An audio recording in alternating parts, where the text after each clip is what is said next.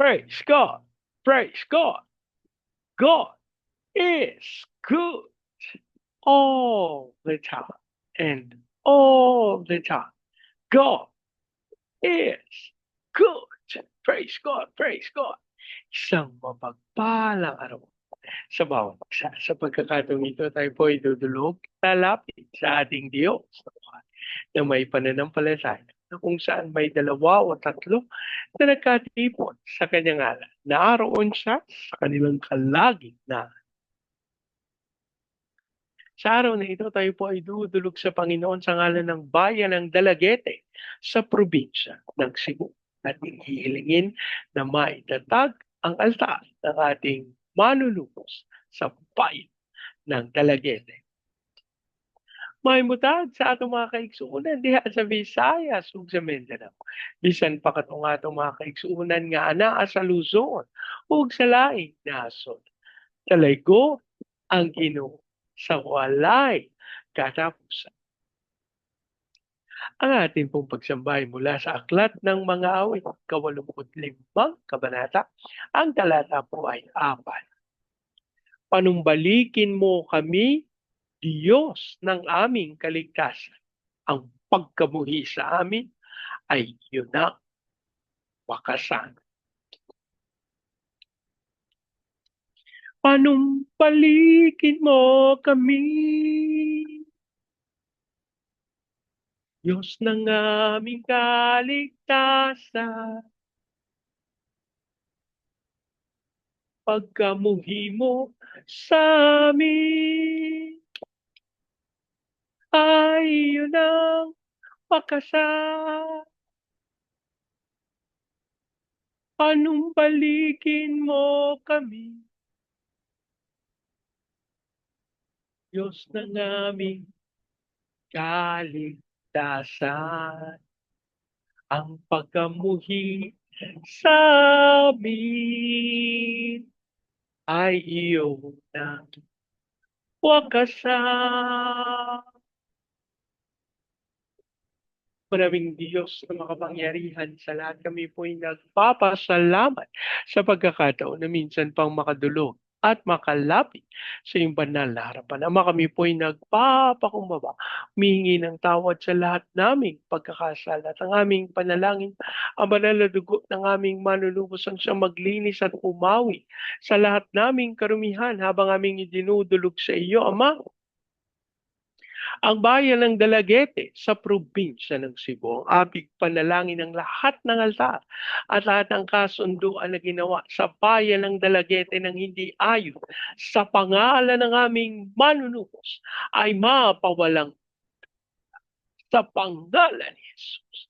At ang aming hiling sa pangunguna ng iyong Santong Espiritu, maitatag ang altar ng aming manunubos sa bayan ng Dalagete. Maraming salamat po at ang aming pag-asa, tinugon nyo at tinanggap namin ang aming panalangin sa pangalan ng aming Panginoong Yesus. Amen. Amen. Amen. Amen. Amen. Amen. Amen. Praise God. Praise God. Ang atin pong pagpupulay ay mula sa Aklat ng Genesis, 43 kabanata. Ang talata po ay 1 hanggang 5. Lalong tumindi ang tagutom sa Kanaan nang maubos na ng pamilya ni Jacob ang pagkaing binili sa Ehipto. Sinabi niya sa kanyang mga anak, bumili uli kayo kahit kaunting pagkain sa Ehipto. Sinabi ni Judas sa kanya, mahigpit po ang bilin sa amin ng gobernador doon na huwag na kaming magpapakita sa kanya kung hindi namin kasama ang kapatid naming bunso. Kung pasasamahin ninyo siya, bibili po kami ng pagkain doon. Kung hindi ninyo pahihintulutan, hindi po kami maaring humarap sa gobernador. Ang Diyos po ang magpala ng kanyang buhay at makapangyarihang salita.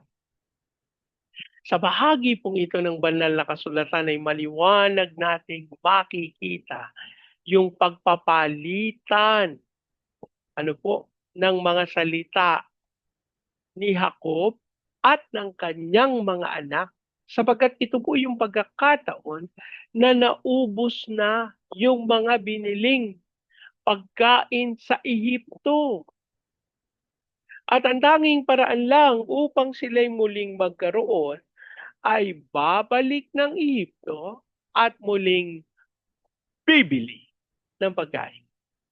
Pero sa pagkakataong ito, niliwanag ni Huda. Sabi niya, mahigpit po ang bilin sa abi ng gobernador na huwag kaming magpapakita sa kanya kung hindi namin kasama ang kapatid naming bunso.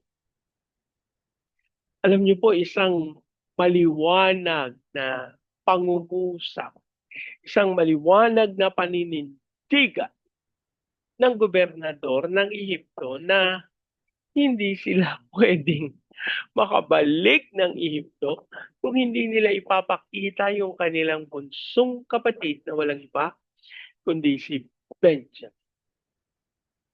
Ito po ay sa kadahilanan na si Jose na gobernador ng Ehipto ay ang nakatatandang kapatid ni Benjamin ay siyang pinakabunso sa 12 anak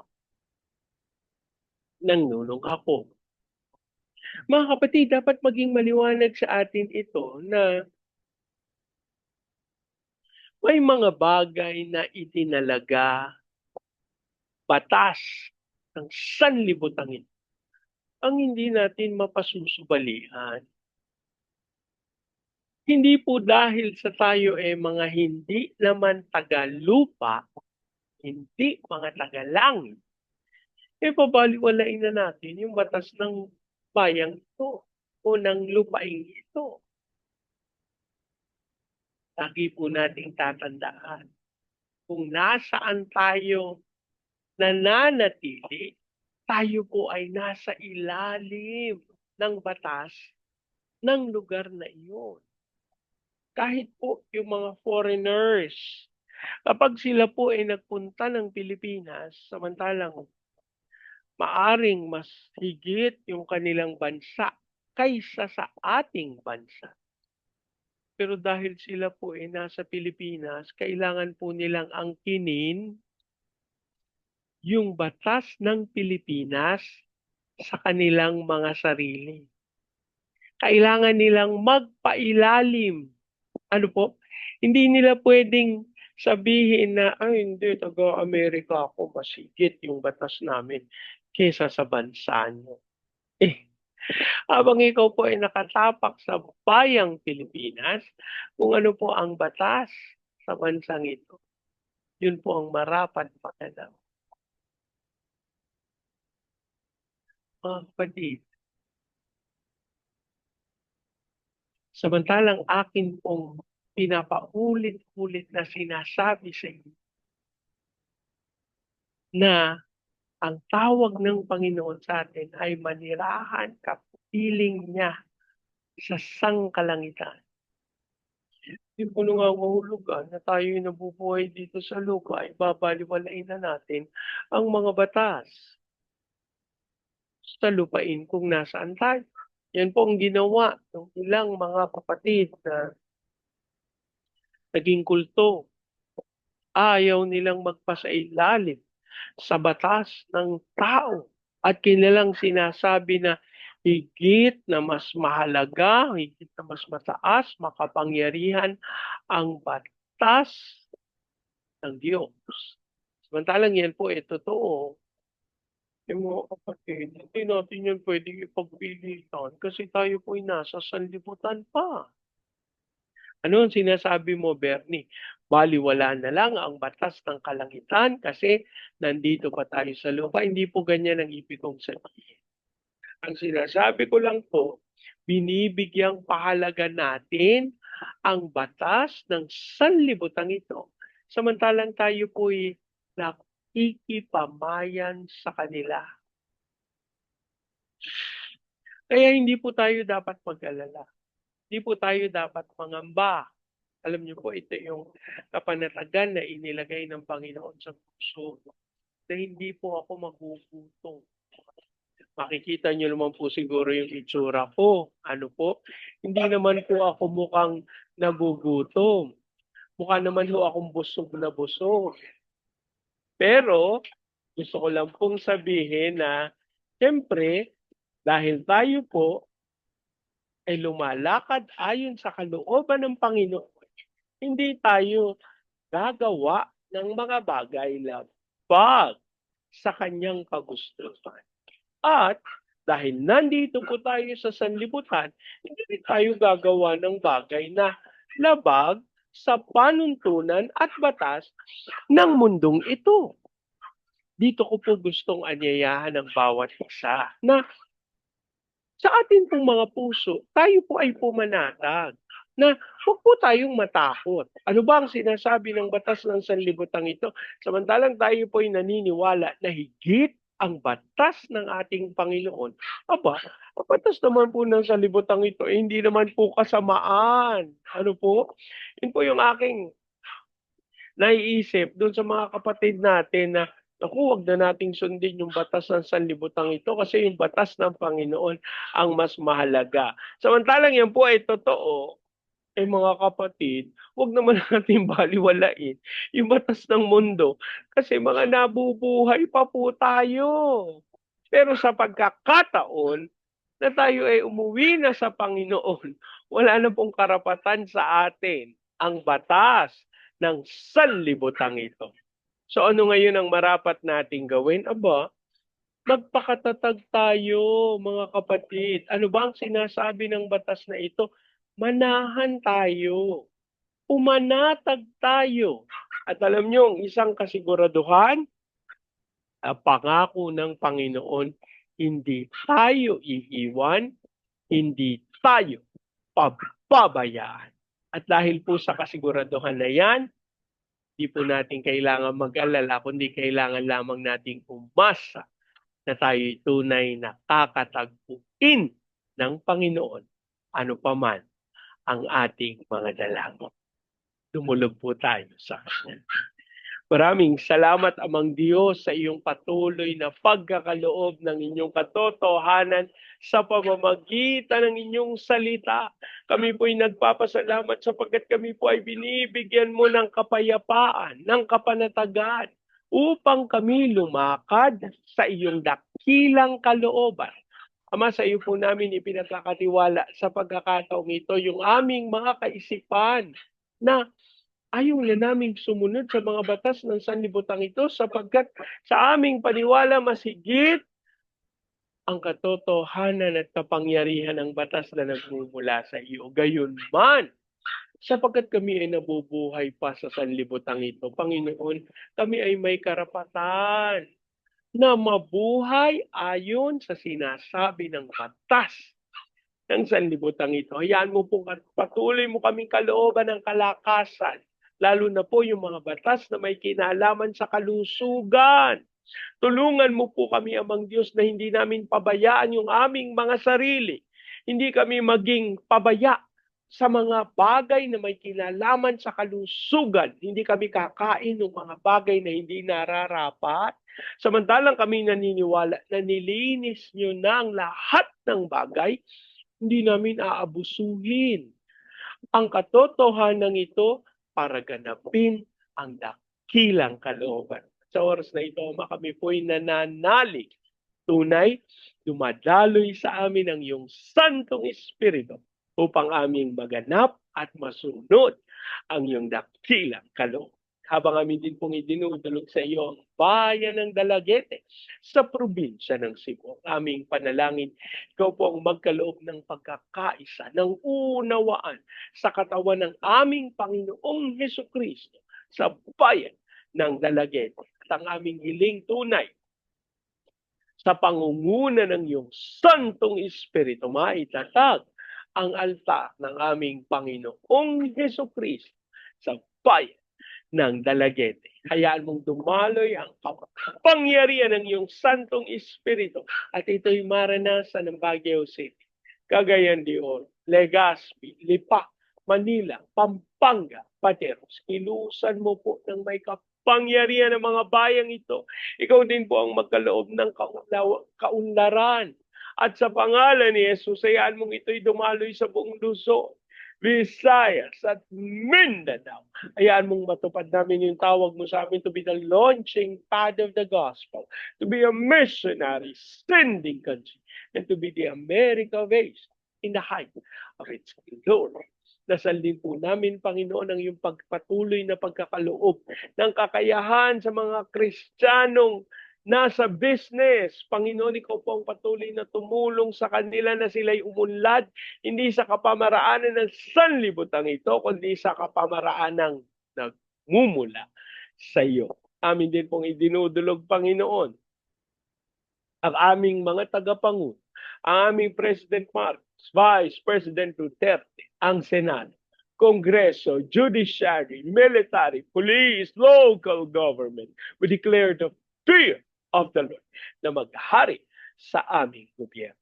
Dasal din po namin ang iyong pagkilos ng may kapangyarihan sa lahat ng gawa ng kaaway. Panginoon, walang kasinungalingan ang maitago sa kadiliman. Dasal namin na ito'y mailantad at tunay na maging ganap ang iyong pagkilos. Habang amin din pong idinudulog sa iyo mga training agencies, katulad po ng Main Lifeline, Asian Center for Missions, Elijah House Philippines, Church Renewal, Asia Pacific, International Institutes. Ikaw po magkaloob ng lahat ng pangangailangan ng mga ministeryong ito para magtagumpay sila sa pagganap ng kalooban. As we also pray sa aming mga misyonero sa iba't ibang panig ng daigdig at sa aming mga OFWs na tinawag mo bilang overseas Filipino witnesses. Hayaan mong ikaw ang patuloy na maging saksi ng aming mga tagapaglingkod. Hayaan mong maganap ang iyong dakilang kalooban sa mga bansa na iyong pinagdalhan sa kanila. As we also pray, Panginoon, sa mga bansa ng Vietnam, Cambodia, Myanmar, Laos, Thailand, Malaysia, Singapore, Indonesia, Brunei. Ilusan mo po ng may kapangyarihan ng mga bayang ito, dumaloy ang kaluwalhatian mo. At sa pangalan ni Jesus, we declare the fire of revival. Maging sa Hong Kong, Macau, Taiwan. Ilusan mo din po, Panginoon, ng Japan, China, South Korea, North Korea, Brazil, Russia, at America. Idinideklara namin ang pagkilos mo ng may kalwalhatian upang ang iyong kaligtasan ay tunay na maipahayag sa iba't ibang panig ng daigdig. Habang amin pong sinasalita ang kapayapaan sa bansang Israel. Maraming salamat po ang aming pag-asa at tinugon nyo at tinanggap namin ang aming panalangin sa pangalan ng aming Panginoong Yesus. Amen. Amen, amen, amen, amen, amen, amen. Praise God. Praise God. Lagi po nating tatandaan sa anumang pagsubok, problema, kahirapan, sakit, karamdaman. Tayo dudulog lalapit, tatawa sa Panginoon dahil sa Diyos walang imposible. Sa pagkakataong ito, yan niyo pong salitain ko ang basbas ng Panginoon sa inyo at sa inyong sambahayan.